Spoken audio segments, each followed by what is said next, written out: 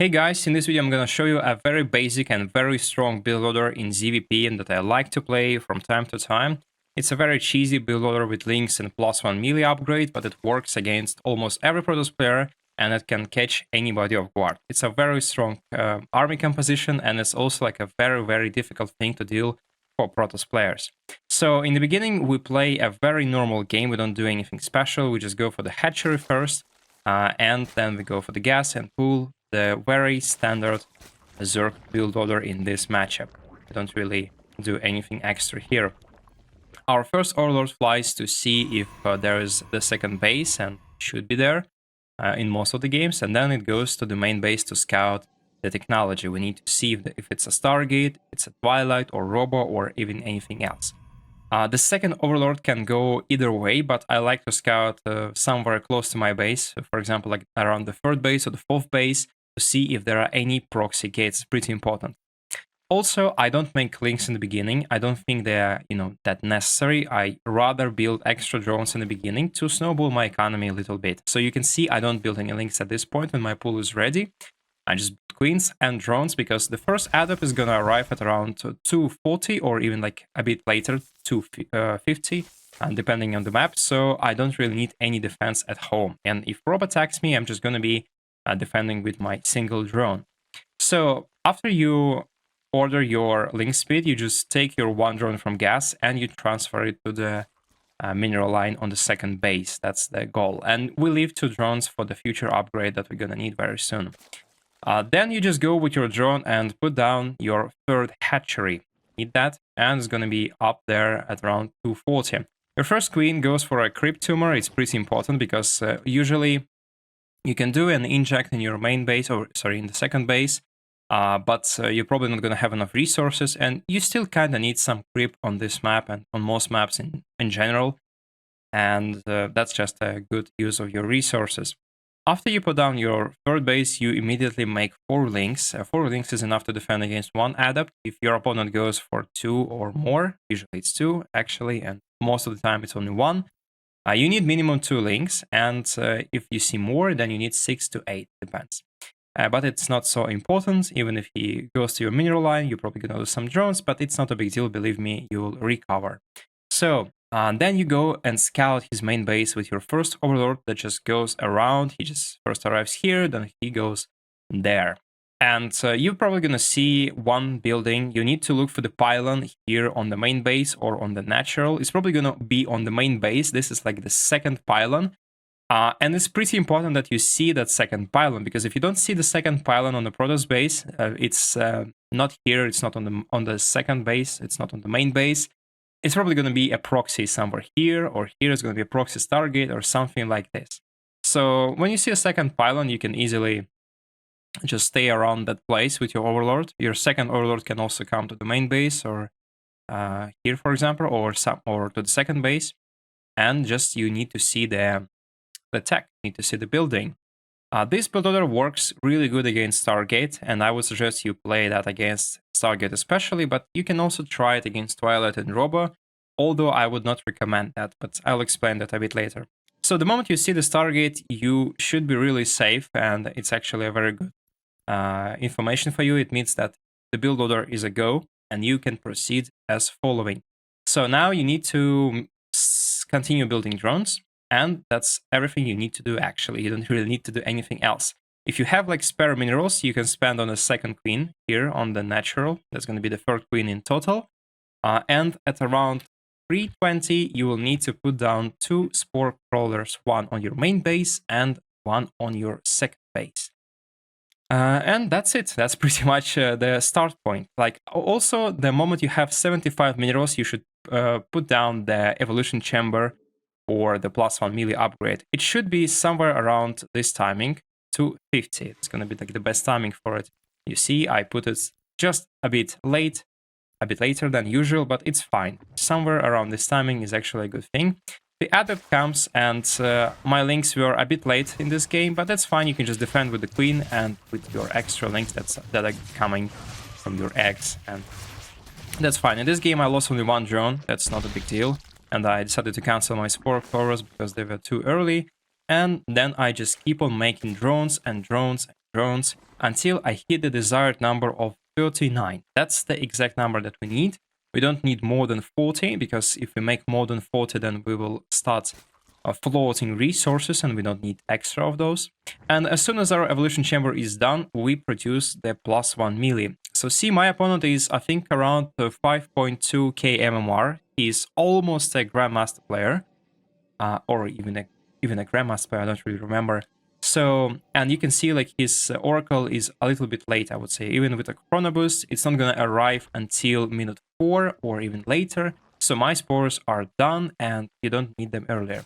Around that time, as soon as you have another 100 gas, you make your layer, and you'll need that for your overlord drops a bit later. Also, layer is a really great thing because your opponent sees the evolution chamber, and he might be kinda, you know, anxious about it. He might be worried that you're doing something crazy, and it's indeed true. It's kind of scary, and if he understands that you're going for mass links, then he can put some batteries, he can put some cannons, and it's going to be a lot more difficult for you. So the moment he sees the layer, he might relax a bit because, well, usually if you see a layer, that means that the Zerg player is taking up, he's going to be making like Hydras or something like that, or extra upgrades and yada yada yada. He's not going to be scary for some time. So that's actually a big point to the build order. But also we will need that for the drops and for the overlords, and for the next 100 gas we will need to make the overlord speed. And also don't forget to return your drone to the gazer around also like around maybe like 320, something close to that. You don't really need a lot of gas before that, but that's a good thing to do. So now I just need to hit the 40 number, like 40 drones, 39. You can also make a little bit more than that, just in case if you lose some of them to the Oracle. But just try to hit the target number of 39 or 40. After we hit that number, we need 3 queens on injections. We need to keep our production in check. We should not miss that. That's the most important part. We never miss the injects, and you can see I missed some of them here. It's not a good thing, but you need to do that. That's very, very important. And now we just make links. It's simple as that. Also, around that moment, we should take 2 overlords, for example, these guys over here, and send them somewhere here to, like, around his main base. We can also make a third one, and also we'll send it somewhere here to the natural, but we only need like 2 overlords in the beginning. So these guys would do this job and they would go there. With our links, we need to scout. We try not to show the link count. We don't need to make our opponent intimidated. We need to make sure that he doesn't understand what's going on. And usually in this situation, your Protoss player would be going for a macro build order. He would be adding Robo, Gate, Twilight, Forge maybe, and he would be making a different list of units. If he's going for Stalkers, that's an easy win most of the time because Stalkers are super bad against that. But if he's even going like for Adepts or Immortals or even Colossi, that's actually a pretty good situation for us. So we're going to be doing this stuff. Here we're going to be running with our links. And our first goal is to make him commit here. So we need to kill all of the stuff that looks vulnerable and everything that's not defended properly. Like, for example, the 2 Adepts here, you can easily pick them away, right? There are no batteries, there are no oracles nearby, so you can easily engage and try to force a really good fight here. So our goal right now is to like start the small engagements. We don't need to overcommit here, we don't need to like lose our links, but we kind of need to attract his oracles and force him either to invest into batteries on the 3rd base to like maybe defend here, or even maybe defend on the 2nd base, so that we can later drop him and cause a lot of troubles. Because what happens when you drop on the main base, many Protoss players would, you know, they will just take this army and try to move to the natural, and you will be able to catch him off guard somewhere here. It happens all the time, even in Grandmaster League. I know it sounds kind of dumb and sounds obvious, but that's what just players do. That's what I observe all the time. So our goal just to try to do some damage, maybe force him to commit here, maybe just not let him make a really big army. So we just need to keep his army size in check. And that's what I'm doing here. I'm just trading, I'm getting probes, I'm getting maybe pilots and stuff. Normally, like a really good Protoss player, like this guy was, you know, a bit messy, I would say. Like he kinda was late with his gates, I would say. His third base was super early, but his gates were, you know, kinda late. He didn't have anything. But usually, normally around that time, Protoss players should have 3 to 4 warp gates, and he should be fine defending you. But the problem is, again, we are not killing him right now. We're just, you know, trying to get our good trades and maybe like buy some time for our upgrade to kick in. If we see that the oracles are coming back, we are not engaging. We are trying to run away. We are trying to make him waste the mana and make the oracles useless. So, and we can also split our links. And so, for example, you can send some here. You can send some to the third base, and he'll be having a hard time splitting his oracles.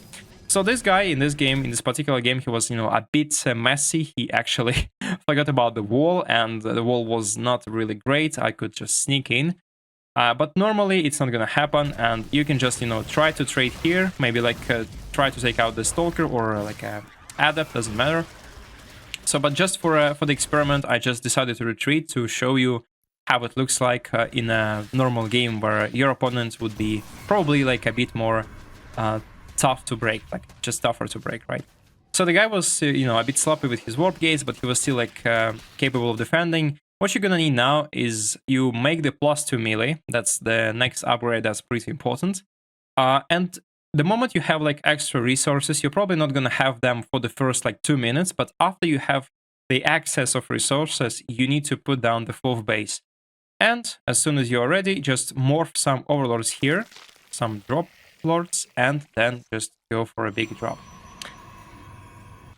Just let's see that. The goal is usually you attack the third base, and also you try to make it with the same timing as the drops arrive, right? So you attack the third base, and usually like in 5 seconds later, your drops should hit his base, and usually it's the game over for most Protoss players. In case if he has like a big army or like a really good defense here, you just retreat, you let his army go, and then you just commit in a different place. So for example, you try to attack here if his defense is weaker here, or you try to make more drop lords and try to transfer more of your units on his main base. And usually it's gonna be a very easy GG for you, as it was here for me. But okay, like this guy was probably not as good, right? He was a bit unprepared, and this drop just pretty much killed him. So let's check a different replay where I was also playing this strategy. Okay, so this is even a better example because I was playing against a better player who actually even knew me, and my main channel esports storyteller. So that was actually a pretty tough game. So he first blocked my hatchery, and I had to expand on the 3rd location. That's already like a headache in the beginning. And I was doing pretty much the same build order that I described you in the very beginning of this video. So I made the scouting here. I made sure that he's playing like a standard stuff. He's not doing something crazy.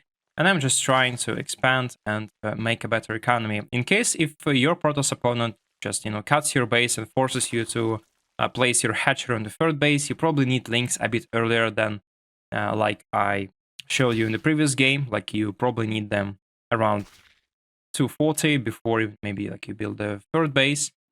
Because otherwise he can easily block your natural, and you know, in case of the 3rd base, usually you can place it on 2 locations. You can place it here, or you can place it there, right? And you don't really care about the probe. If the probe goes for this place and it tries to block you with the pylon, you just go a different direction. But in case if you can only expand to your natural, like it's the case here, you really need the links as early as possible. So you cannot really cut corners in this situation.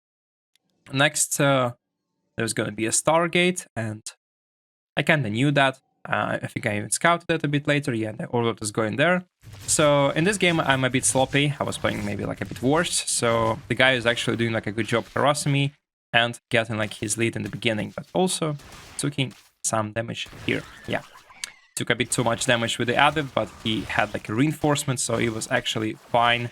And the guy was able to proceed with the next attack. So you see in this case, I'm actually being very slow with my evolution chamber. It should have been 30 seconds earlier, but it is what it is. I was a bit slow with that, and this was actually a pretty bad story for me. But anyway, I put my spore clovers around 320, as I said, and then I just try to mass workers and some extra links just to defend against his adepts. They were really, really good, and he was playing like a really decent game with them. So I make the same +1 melee, and I try to go for the scouting, but the guy was actually very clever. He saw my links going away, and he decided to go to the main base and do some extra damage. So it was pretty bad for me. But anyway, that's all rubbish. We just skip to the most important part. I just keep defending here, and I'm following my build order. Now let's see like the case when the game went completely wrong. So just in case I lost quite a lot of stuff here. I lost 7 workers already, and I'm gonna lose more when his oracles come. And this is already like a pretty tough situation. And this is, I think, is a better example because I had to win the game from a pretty difficult position actually. So I make my +1 upgrade and I keep following my build order. I'm just gonna be adding some workers to the gas here, and I keep expanding until I hit the 40 drones. Yeah, 40 is the number that we need. We're going to be losing drones here because, as I said, oracles, when they come in pair, when they come in 2, usually you're probably going to be losing some drones, and you kind of need to replace them to hit that 40 number once again. And after that, I just keep on spamming my links, and you can see that my opponent was actually kind of clever. He realized that my economy is actually pretty bad, and I don't have like a large number of units here, and probably I'm going to be doing something cheesy. So he was quick to realize that, well, he needs to get a good defense at home. And he even puts the battery before he sees like a sizable number of my links. And this is like the worst case scenario when I was behind in economy, and also my opponent was kind of guessing what I'm going to do. So this is like the worst case that can ever happen. And so in this situation, I'm trying to just scout and see what he's doing. I quickly realize that he's making stalkers. So this is actually a pretty good scenario because he's not going to be having something crazy to attack me with. And I can just wait a little bit and I can just get a decent number of links before I attack. So my goal now is to wait for the upgrade for the drop lords, right, and attack with them. Or maybe like even have like a small engagement here with stalkers. Didn't have the blink yet, and that was actually a very good one. So now I need to force him to stay at home. It's pretty important. I need to force him to commit more to defending this base, and that's exactly what he does. He's putting additional pylons there, and he's expecting me to attack with the 3rd base, and well, that's actually quite reasonable. And not every Protoss player will be thinking about this base, believe me. Some like really high-level Protoss players, they do remember about this base, but most players would only defend and fortify their 3rd base. Maybe they'll add like a battery or a cannon on the 2nd base, but most likely you're not gonna see anything on the main. Maybe like an emergency warping, that's like the best case for them. So, and as long as I have the +1, as soon as I have that, I'm gonna be trying to find a very good angle to attack. So far, I'm trying to disengage because, well, he had oracles and I don't want to engage with oracles. And the moment he doesn't have them at the base or when he doesn't have enough mana, I'm just going to be attacking. And my overlords are going to be dropping here. And I need to make this attack happen at the same time with my main attack. That's pretty important because if I just drop, just out of the blue at a random timing, he's probably going to defend. He will just, warping units on the main base. So my goal, like in an ideal world, I need to force him to make the warpings on the 3rd base or maybe on the natural, and then I need to fly and drop my stuff and destroy everything that I can. So I see here that, okay, this guy is actually warping some stalkers, and it's safe to assume that he's probably not going to have enough at home. And that's actually a perfect scenario for me. So I'm just trying to bait him. I'm trying like to force a small engagement here. Like this is actually a pretty bad engagement and I know it. But the point is I need to distract him. I need to force maybe more warpings to the 3rd base. And then I can realize my attack here and I can be very efficient in that. So the moment I start dropping, I retreat because I understand that there is nothing more to gain. And he also has the battery overcharge, and I cannot really fight against the battery overcharge, but I can use my drop here. So the goal would be either killing probes. Probes is the #1 priority, and the 2nd priority is unpowering his gateways. So killing this pylon, maybe like Forge, upgrades, Twilight Council as well. But probes are super important. And then I tried to counterattack once again when I have an opportunity, so you could see that he was a bit distracted with the main base. He had to evacuate to the natural, and I was taking my time to attack on the third base. So this guy's playing a very, like, you know, greedy playstyle with Blink Stalkers. That's what players like to do nowadays. And I will be making the +2 upgrade very soon. So what happens next is that I just try to force like more and more chaos, and I need to keep on dropping all the time. So you need to make sure that your overlords actually retreat after you've done your job, and that's what I'm trying to do. You can also actually place one in the corner, and your opponent will be forced to guard that corner and leave some units at that location. But in my case, yeah, actually it survived. It was kind of good. So now I can attack easily on the third base, and again, remember, we don't fight with oracles. If oracles have enough mana, we just retreat and we wait for another round. We need for it like another drop round, or maybe like when we have more links, or when my opponent is out of position. So you can clearly see I'm just trying to get like another round of attack here. I'm making more overlords, and I'm just expanding slowly because I have the extra minerals that are banking up and I cannot really use them. And I'm just trying to scout and see where he's going and where is his army, like where his army is. I need to know that because, for example, if his army is on the main base, then I probably don't need to attack here. I don't need to drop. I would rather go to the second base or just keep on pushing on the third. But I see that his army is not there, so I can just keep on dropping. There's also like another way to drop. If, for example, your opponent doesn't control his main, or in this case, he doesn't see the whole map, right? So he only sees like, let me check. He doesn't see this fog of war, so I can just drop here, and that would be like a good idea. Because it's gonna be like, you know, a bit more, it's gonna be like a surprise attack, right? And I'm just gonna be continue doing that until I win the game, basically. Another way to play that, for example, if you did enough damage to him, if, for example, you killed like 20 or maybe like 30 probes, and you feel like, okay, that's enough, and well, let's say he has like 4 oracles, or he has like 5 batteries here, 5 batteries there, like 5 cannons here, you kind of know you cannot really break him. Then you can just drone up to 60, maybe 70 workers, add gas, and start producing roaches or hydras, whatever you like more. I would say roaches are generally better because players, if they play stalkers, they're usually going to be adding some colossi maybe later on, or disruptors. And I don't think hydras are worth the cost, right? They're kind of costly. They need 2 upgrades.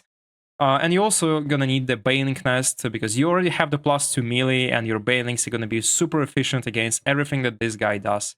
So that's it. But in this particular game, I was just able to finish him off with the second drop because he doesn't have anything to defend. He can, of course, warp in some stalkers, but it's not gonna be like a good defense anyway. And even if he warps the zealots, I'm gonna have the +2 upgrade, or like +1 in this case. And if he is going for a counterattack, that's not gonna happen. That's just not gonna work. The only counterattack that can work, Archons maybe, and maybe like Colossi with sentries, but you know, in this case you can just go for like a full base trade. And also, like, if, for example, you see that around like minute 7 or minute 6, you see that, well, the opponent is kind of tough, you cannot break him, you can also add the second gas and the Baneling Nest. In this case, you will be able to break him through the natural, and you're going to be trying using the Banelings, for example. This is actually a very good thing if he's playing adepts. Like, if he has glaives, and if he has like 10, maybe like 15 adepts, then +1 melee is going to be a very good tool against that, combined with Banelings, because Banelings are super good against any light unit.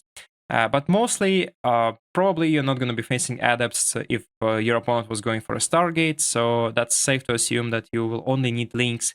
And links with +1 or even with +2, they easily outplay the adepts. It's very easy. That's a very good engagement for them. And the same is true for stalkers. So in this game, I was just able to kill him with pure links. It's a very easy strategy. It doesn't require any IQ. It doesn't require any skill. It's like, you know, a super, I would call it a brain-dead way to play like a grandmaster, because that's like a really brain-dead strategy, to be honest. Like, you don't need to do anything at all. You just move your links around the map, and like at one point of the game you just drop them. So this is like a super easy strategy that you can use, that works against most Protoss players, but just don't try to use it all the time, because, well, it becomes obvious.